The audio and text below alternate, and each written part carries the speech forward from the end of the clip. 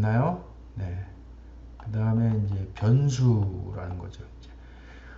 지금까지 이제 리터럴 상수라는 거를 다 했는데 그것만 가지고 코딩은 못하죠. 절대 못합니다. 네. 그리고 그렇게 한 거를 우리가 코딩이라고 사실상 부르지도 않아요. 네. 뭐 그렇게 한 게 뭐 대단하다고. 대신 이제 어떤 코딩이든지 필수 불가결하게 변수라는 걸 씁니다. 네.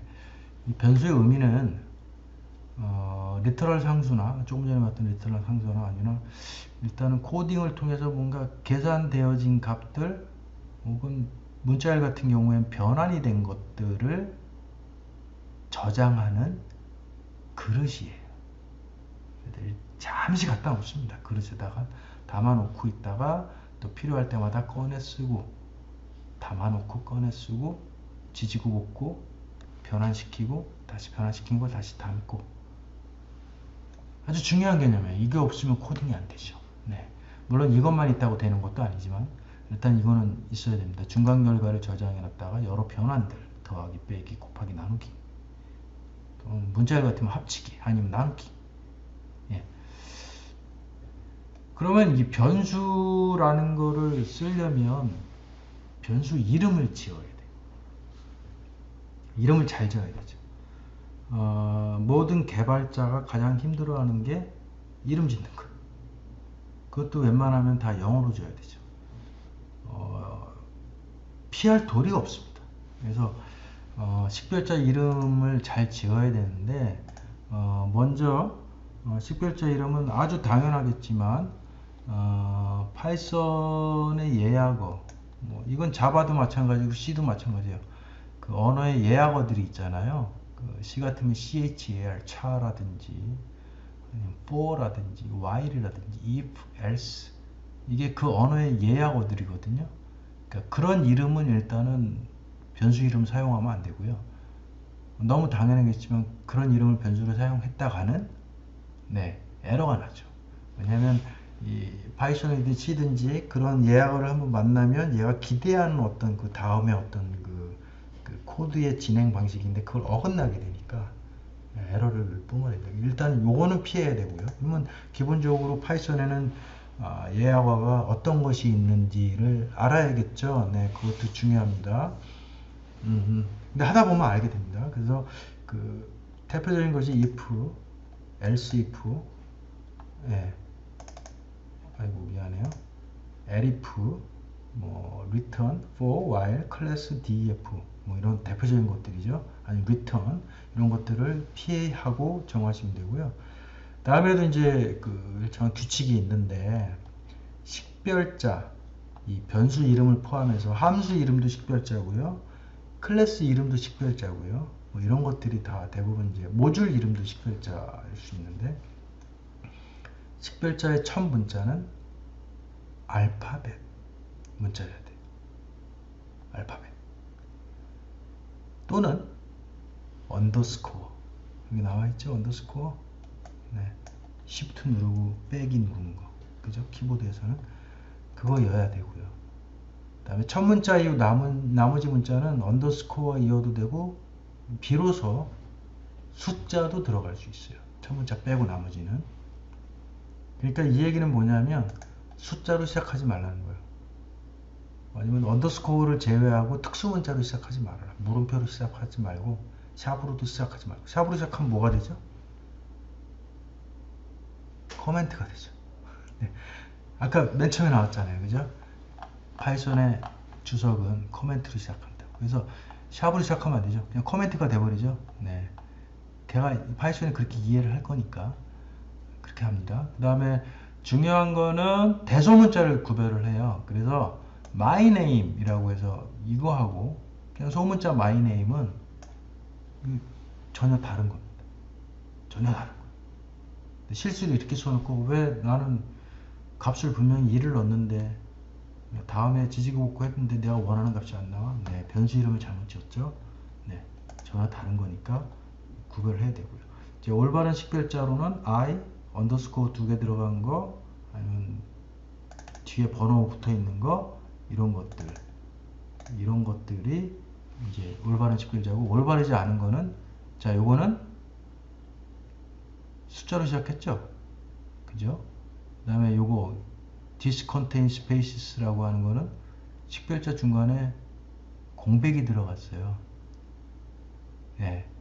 여기에 적어 놓지는 않았지만 공백이 들어간 거 안 됩니다. 공백은 파이썬 입장에서 전혀 다른 그 식별자가 새로 시작하는 걸로 이해를 하기 때문에 전혀 다른 식별자 또는 예약어가 시작한다라고 이해를 하기 때문에 공백이 들어가면 안 되고요. 여기는 뭐가 잘못됐을까요? my dash name. 이거는 뭐냐면 여기에 표현이 안 됐지만 예약어를 피해야 된다고 했는데 예약어에 해당하는 것 중에 연산자를 나타내는 기호들 있잖아요. 플러스, 곱하기, 표시하는 에스터리크, 역슬래시, 그죠? 나누기를 표시하는 역슬래시, 그 다음에 그 슬래시죠. 그게 슬래시고 이스케이프 문제가 역슬래시죠. 그거나 아니면 빼기를 나타내는 이 대시 이런 게 들어가면 안 되죠. 그리고 그 다음 거는 왜 틀렸냐? 역시 크다 작다를 나타내는 부등호 기호에 사용되는 꺽쇠가 들어갔으니까 안 되는 거죠. 변수 이름으로. 네, 이런 것들은 안 됩니다. 네. 그래서 대표적으로 이런 거는 1, 2, d equal 3을 이렇게 넣는데 이거는 올바른 걸까? 절대 아니죠. 네, 숫자로 시작해서 그래서 이렇게 에러, 신텍스 에러라고 하는 것이 나옵니다. 구문 에러가 이렇게 나옵니다. 네. 그리고요, 이제 종합적으로 한번 여러 가지를 한번 볼게요. 이제 변수도 나왔고, 변수를 통해서 어떤 일이 가능한 건지 한번 보죠. A에다가 3을 집어넣었어요.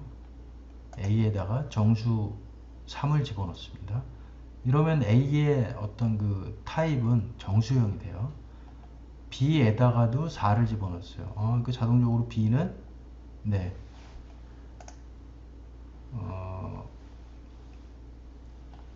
B는 정수형이 됩니다. 그래서 프린트 했는데 A 더하기 4를 했고요. 네. 자, 요걸 볼까요? 요거는 A에다가 이건 뭐예요? 문자열이네요. 문자열을 넣었고요. B에다가 4를 넣습니다. 정수형이에요. 이럴 때 더하기는 A를 아까도 그랬죠. 문자열하고 숫자하고 더하면 안 된다고. 에러 나온다고. 그래서 A를 정수형으로 바꾸고 인트로 바꾸고요. 그 다음에 정수형인 B를 더했습니다. 인트형으로 바꾸지 않고 부동소 수점형으로 바꾸면 안 되냐고요? 그것도 됩니다. 그것도 한번 해보죠. 뭐. 네. 그 다음에 이거 보세요. C라는 변수를 새로 선언했는데 변수 A 곱하기 B를 했어요. 재미난 거는 A는 뭐였어요? 문자열 3이었잖아요. 그죠? 그리고 B는 4잖아요. 이건 그러니까 문자열과 정수의 곱하기예요. 이러면 어떻게 되나? 이거 되나 안 되나? 그 다음에 여기서는 비로소 A를 정수로 바꾸고요. 그 다음에 B를 곱했어요. 4를 곱했어요. 그 다음에 정한 거. 이거 한번 실행해 볼까요? 어떻게 나오나? 네. 예상했던 대로 3 더하기 4가 됐죠. A 더하기 4, 3 더하기 4가 됐으니까 7 나왔고요. 오케이, 맞아. 그 다음에 요거는 문자열 3을 정수로 바꿔서 4로 바꿨습니다. 그거 더했습니다. 네, 7 나왔어요. 요거는 A 곱하기 3. 근데 여기서 A는 문자열 3이었죠. 문자열과 정수의 연산 결과는 이렇게 돼요. 문자열을 뒤에 정수만큼 반복을 합니다. 아주 재미난 결과. 파이썬에 있는 기능. 물론 이제 가끔가다 다른 언어도 있을 수는 있는데 뭐 C 언어는 죽었다 깨나도 안 되고요. 네. 파이썬은 요게 이런 식으로 표현할 수가 있어요. 문자열 A를 정수로 바꿔서 그 정수형 B하고 곱한 케이스 12가 나왔죠. 자, 우리가 궁금한 거는 뭐냐면 잠깐만요. 궁금한 거는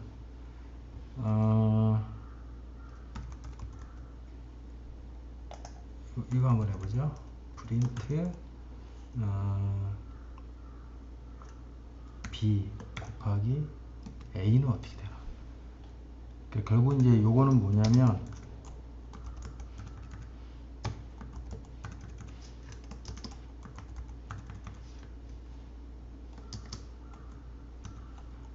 정수와 문자열이죠. 어떻게 될까요? 아마 에러가 날 것 같아요. 아니네. 이런 것도 되네. 정수가 어떤 게 먼저 와도 상관이 없어요. 그럼 똑같이 이런 건 어떤가? 문자열이라 그랬으니까 네. 이건 될까요? 헬로가 네 4번 나오죠. 뭐 이런 것도 됩니다. 여기서 인티저가 아니라 내가 그걸 하고 싶다. 플로트라고 그러고 2라고 그러고 이걸 한번 실행해 보죠.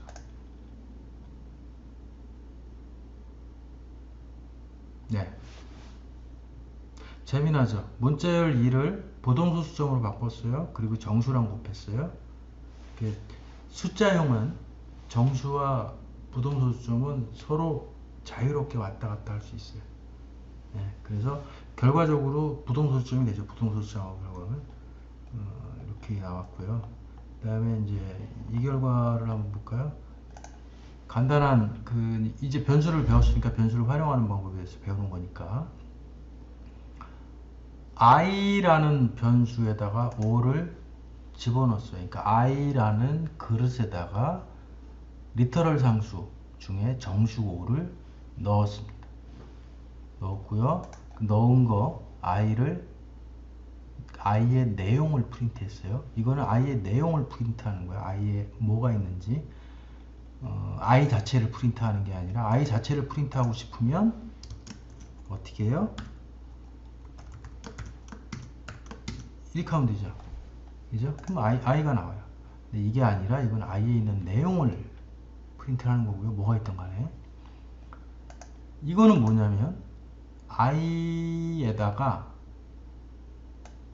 i에 있는 값 더하기 2를 해준 거예요. 그러니까 자기 자신을 하나 더 올린 거죠. 그래서 i에 원래 뭐가 있었어요? 5가 있었죠. 5가 있었으니까 i를 읽어보고 i에 5가 있었으니까 네 더하기 1 이렇게 하는 겁니다. 이거 벌써 실행 결과가 나왔어요. 네, 6이라고 나왔네요. 한번 돌렸기 때문에 그랬더니 여기에 이제 실행 결과가 나오는 거죠. 자, 요거는 뭐냐? S라는 문자열. 근데 이게 여러 줄로 되어 있는 문자열을 쉼표 3개로 할 수 있다 그랬죠. 요거를 프린트하는 겁니다. 요거를 실행해 보면 예상했던 대로 첫 번째 i는 5의 값이 들어가 있으므로 5가 나오고요. 두 번째는 그 5 값에 하나 더 더하기를 했으니 6이 나오고요. 그 다음에 문자열은 이런 식으로 표시가 됩니다. 이런 식으로 해서 이제 변수의 활용 방법에 대해서 일단은 조금 배웠다고 보여지고요. 일단 여기에서도 변수를 넣고 여러 가지 더하기도 해보고 그 다음에 문자열과 정수와의 곱하기도 한번 해봤어요. 그죠? 궁금한 거는 여러분들이 궁금한 거는 뭐냐면 문자열과 부동소수점의 곱하기는 어떻게 될까? 그죠? 궁금하면 이렇게 해보면 돼요. 그 정수 b를 플롯으로 바꿔서 한번 해보는 겁니다. 어떻게 나오나? 그렇죠. 이건 안 돼요. 이게 안 된다는 거 알았으면 됐어요. 네. 이런 식으로. 그러니까 문자열과 정수는 되는데 문자열과 부동소수점 간의 곱하기는 안 된다. 하지 말아라. 이런 거죠. 이 문자열을 다시 부동소수점으로 바꿔서 한번 곱해보죠. 그러면 똑같이 이렇게 나옵니다. 그죠? 네. 자, 여러 가지 그 상황들을 바로바로 테스트 할 수 있는 게 좋습니다. 여기에 이제 int라고 나오고 요 위에 이제 제가 쓴 게 str이라고 하는 것들 이게 이제 변수에 어떤 그 타입을 변환시키는 그런 일을 하거든요. 그런 일을 하는 것들을 여러 가지 일단 이렇게 배워봤습니다.